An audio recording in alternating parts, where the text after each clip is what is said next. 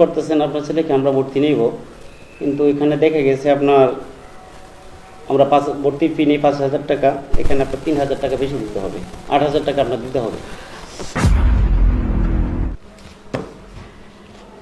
Sir আসবো?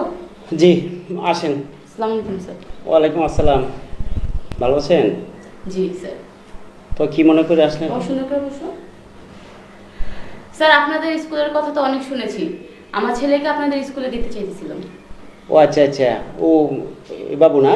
হ্যাঁ। তো বাচ্চা তো ভর্তি করতে আসছেন, বাচ্চাটা তো একদম ছোট মনে হচ্ছে। না না স্যার, ও আসলে একটু শুকনা তো, এই কারণে এমন দেখাচ্ছে, কিন্তু ওর বয়স হচ্ছে স্কুলে ভর্তি করেন। বয়স আছে দেখি তো একটু, বাবা একটু দাঁড়া তো দেখি, দেখি তোমার হাতটা দেখেন। না না না, ওর বয়স হয়েছে না এখনো, বুঝছেন? এই যে দেখেন, এই যে দেখেন, কান পর্যন্ত না আসলে তারা কিছু করতে পারবো না। আর দেখা যায় আমাদের শিক্ষা বোর্ডের থেকে সমস্যা করে অনেক সময়। স্যার যা করার আপনি করেন, তাও আমি চাই না স্যার এরকম থেকে নষ্ট হয়ে যাক ছেলেটা। ঠিক আছে, আপনি রিকোয়েস্ট করতেছেন ঠিক আছে, কিন্তু রিকোয়েস্ট করলে এখন আমি যে কী করি, এইরকম গার্জিয়ান পক্ষ সবাই রিকোয়েস্ট করে আইসা, বুঝলেন? এখন দেখেন আমি নিতে পারি, কিন্তু এখানে আজ হয়েছে কি একটু কস্টিংটা বেশি বলছে, টাকা ওদেরকে দিতে হয়, বুঝলেন? যাই হোক, আপনি যেহেতু রিকোয়েস্ট করতেছেন আপনার ছেলেকে আমরা ভর্তি নেব, কিন্তু এখানে দেখা গেছে আপনার আমরা ভর্তি ফি নিই 5,000 টাকা, এখানে আপনার 3,000 টাকা বেশি দিতে হবে, 8,000 টাকা আপনার দিতে হবে। এটা একটু বেশি হয়ে যায় আমার জন্য, কিছুটা কম করার চেষ্টা করেন স্যার।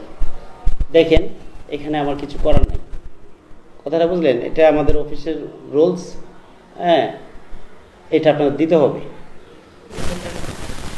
তো এখানে 8,000 আছে না? হ্যাঁ স্যার, বুঝলেন? এখান থেকে রেগুলারলি ওর স্কুলে পাঠিয়ে দেবেন, ঠিক আছে?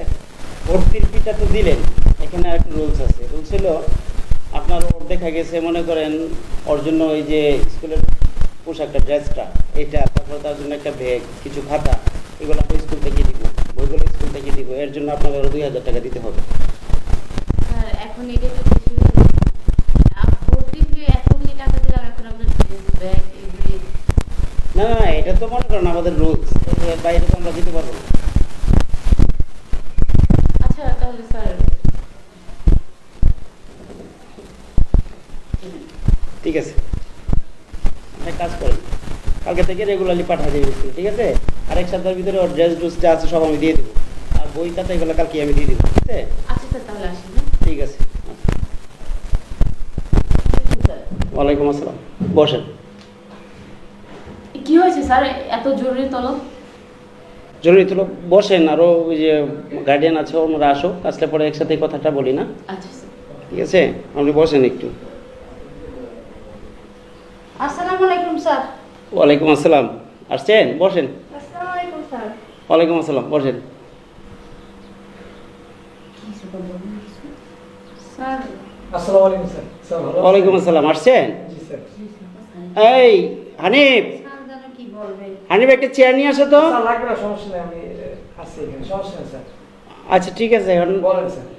স্যার তাহলে এখন বলেন আমাদের এত জরুরিভাবে ডাকছেন কেন? এখন আপনাদের ডাকার উদ্দেশ্যটা হলো যে আপনাদের বাচ্চারা, কচিমণিরা যারা পড়তেছে, বুঝলেন, ওদেরকে সাপ্তাহিক একটা পরীক্ষার ব্যবস্থা করছি, কথাটা বুঝলেন? যাক, আলহামদুলিল্লাহ ভালো।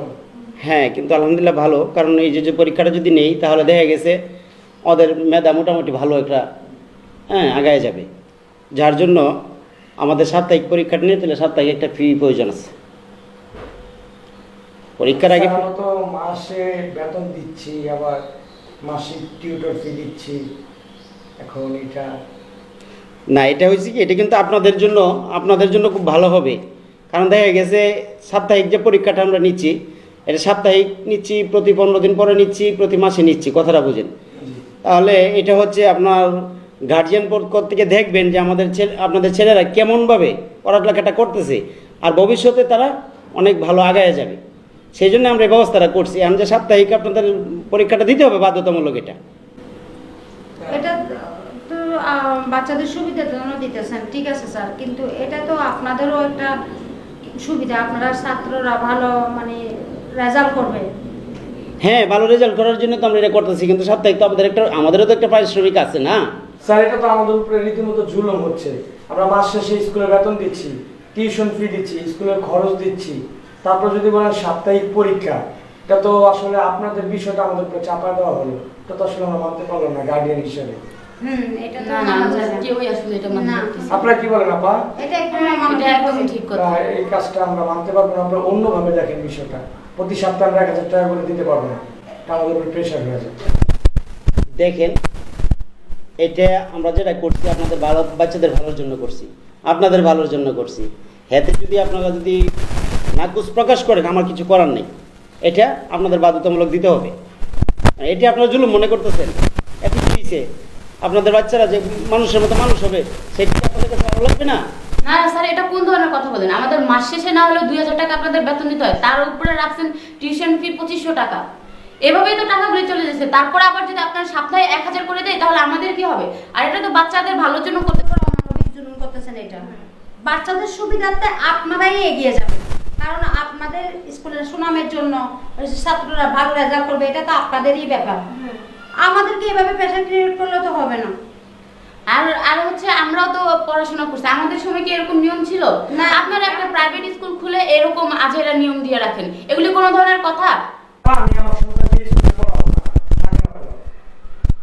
চলেন আমরা উঠি। হ্যাঁ। আপনারা পড়াইলে পড়ান, না পড়াইলে আপনার দরকার নেই। দরকার নেই, দরকার নেই, আমরা আমারও বাচ্চা নিয়ে যাবো।